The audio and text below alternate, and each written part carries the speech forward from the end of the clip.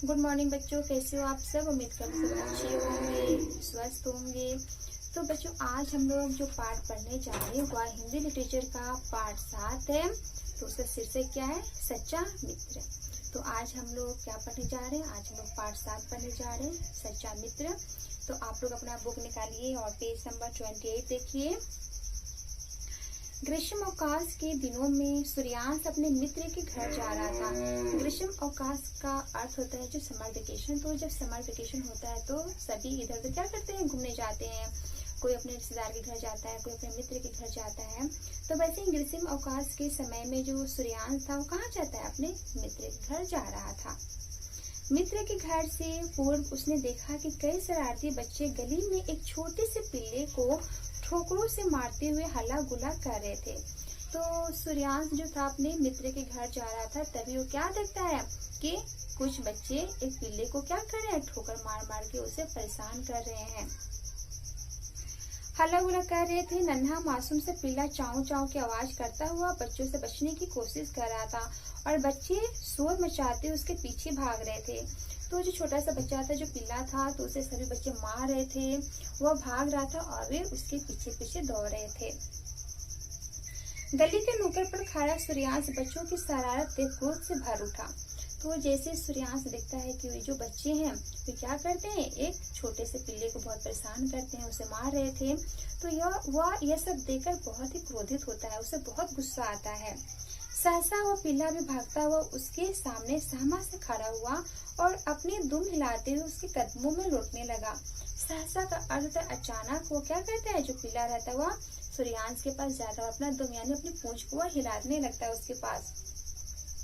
शायद उस छोटे से पिल्ले ने भाप लिया था कि सामने खड़ा यह लड़का उसकी सहायता जरूर करेगा।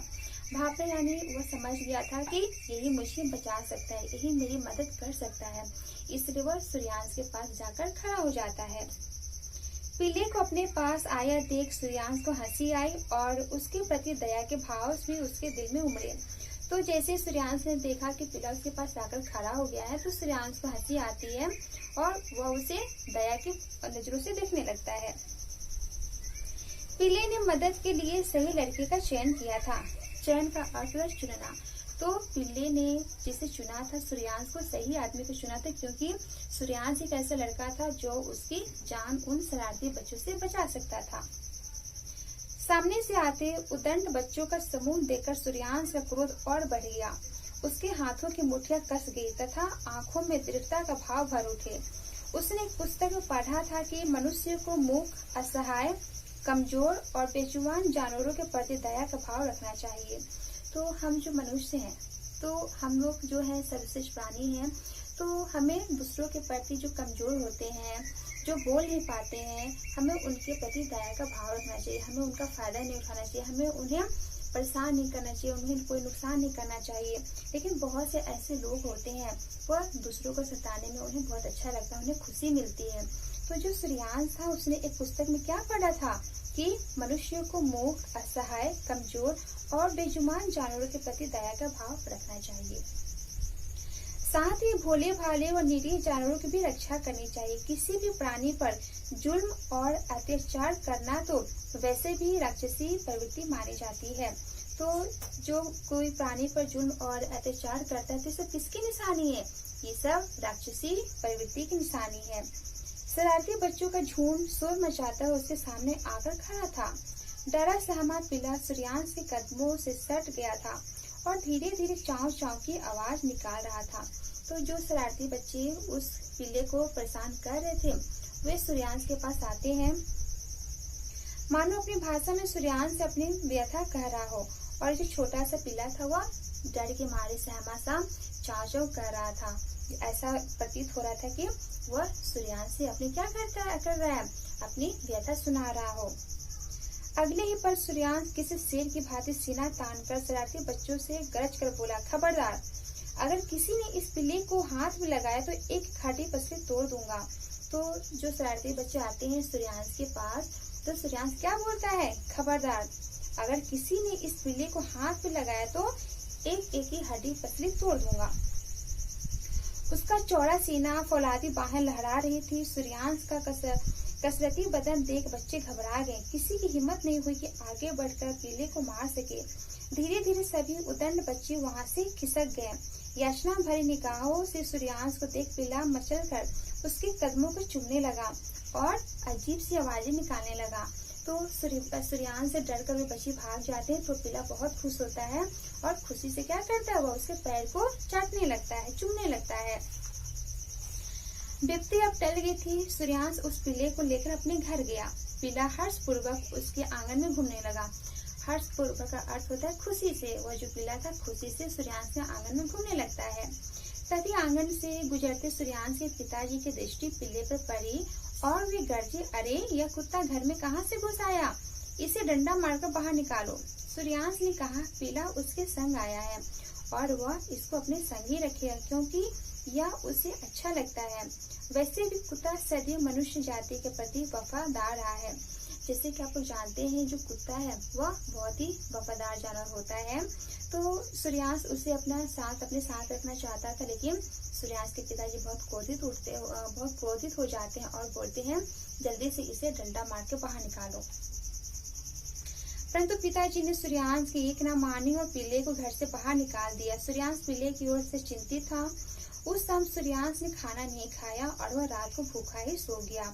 तो सूर्यांश को पीला बहुत ही पसंद था, लेकिन उसके पिताजी नहीं मानते हैं और उस पीले को बाहर निकाल देते हैं। इसी से दुख के कारण सूर्यांश उस रात खाना नहीं खाता है और बिना खाना खाए वह सो जाता है।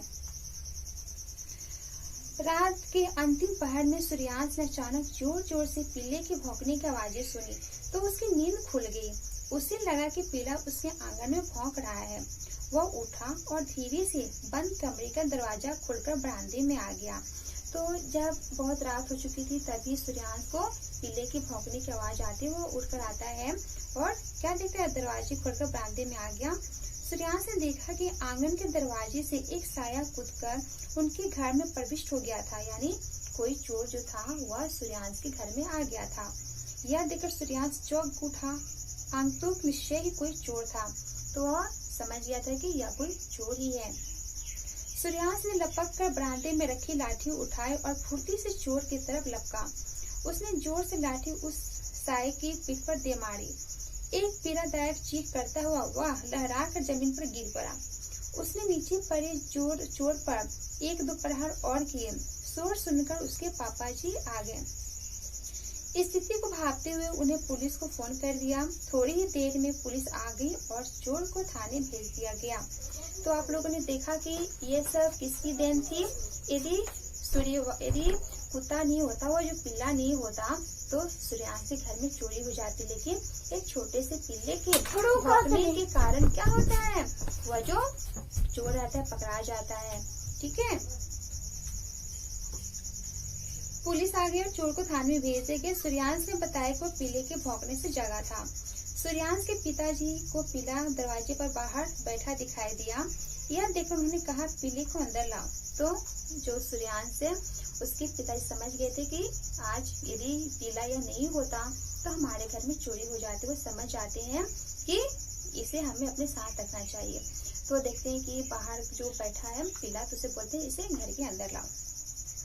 सूर्यांश पीले को अंदर ले आया और उसे दूध पिलाया। पीला आराम से सूर्यांश के चरपाई के नीचे बैठ गया। सूर्यांश सोच रहा था कि पीला बेशक छोटा और मासूम है, फिर भी दिन वाली सहायता का बदला उसने कितनी ईमानदारी से चुकाया है। जबकि उसके पिताजी ने तो पीले के दिन में मारकर भगा दिया था, लेकिन उसके पिताजी को मारकर बुरा नहीं माना, बिल्कुल एक सच्चे मित्र की तरह। तो जो एक सच्चा मित्र होता है वह कभी भी किसी के बात का बुरा नहीं मानता है। तो आपने क्या देखा कि कुत्ते ने अपनी मित्रता कैसे निभाई। तो उम्मीद करती हूँ आपको यह पाठ समझ में आया होगा। आप लोग इस पाठ को अच्छे से रीड कीजिएगा और इसमें कोई भी डाउट हो तो आप लोग को मुझसे पूछना है। इसमें जो शब्दार्थ दिए गए हैं, सहमा का अर्थ होता है डरा, असहाय का अर्थ होता है जिसका कोई सहारा ना हो, प्रवृत्ति का अर्थ होता है आदर, याचना का अर्थ होता है प्रार्थना, हर्ष का अर्थ होता है खुशी, सदैव का अर्थ होता है हमेशा, प्रहार का अर्थ होता है चोट, पीड़ादायक का अर्थ है दर्दनाक। इसका जो अभ्यास करें उससे हम लोग क्लास में